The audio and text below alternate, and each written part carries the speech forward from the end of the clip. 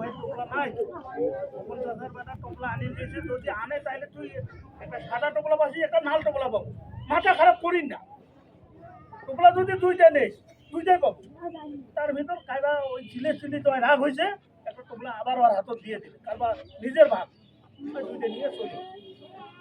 কোনো কথা নেই, কোনো কথা নেই, এক বারান্দায় আছে। তখন চাষার বেটা ধান করি এক দেখছি টোপলা ঘুরে গেছে, ঘুরি দেয়া আসেন, কোনো মসজিদে আর কোনো লোক নাই, সবারে টোপলা পাওয়া শেষ, একটা ব্লক বাড়ি মসজিদে এলাম গরিব আপনার ভাই এই জঙ্গল মামুনের টোপলা।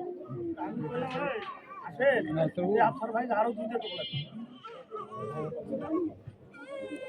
টোপলা টোপলার জন্য মুখ গরম দেখায়, জিনিস চড়াও হইয়া রাগ হয় আমার পিছে পিছে, না হলে 20 হাত দূরে গেছে আমার কাছে খন্দম করিয়া, হ্যাঁ টং হাতে উঠিয়া তুই কি খবর চাইছে, হয়তো আমাকে মারে। এই সময় আমি রাগ চেক দিবেন না পাই একটা চোর ওখানে দাঁড়াই আছে আমার দাম চাষের কাছে, আমি দেখি নাই এমন ভাবে আসি আমাকে ধরছে, মানে ওখানে আমি পড়ে যাই, ফোটা হয়েছে নাই আবার কথা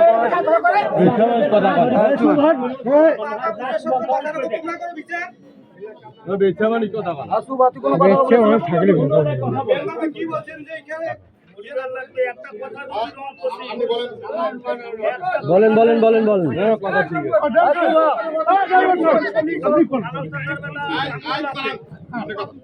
আপনি কোন কারোর সাথে কথা বলবেন না, আপনার কথা শেষ হলে আপনি বলবেন আমার কথা যদি একটা রং হয় না কোন ভাই কোন এই যুগ হওয়ার পর উনি স্টিল দাঁড়াইছিল, উল্টি করে না আমার কইলে যে উল্টি করি, দুইজনে আমরা দাঁড়াইয়া তর্কাতর্কি করি, এর ভিতর ওর ছেলে আসি এমন ভাবে আমার ধরলো, এমন ভাবে ধরলো তো আমি এমন ভাবে পড়ছি বিনাট ভাবে আমার হাঁটুয়ার টাকা নড়ি গেছে।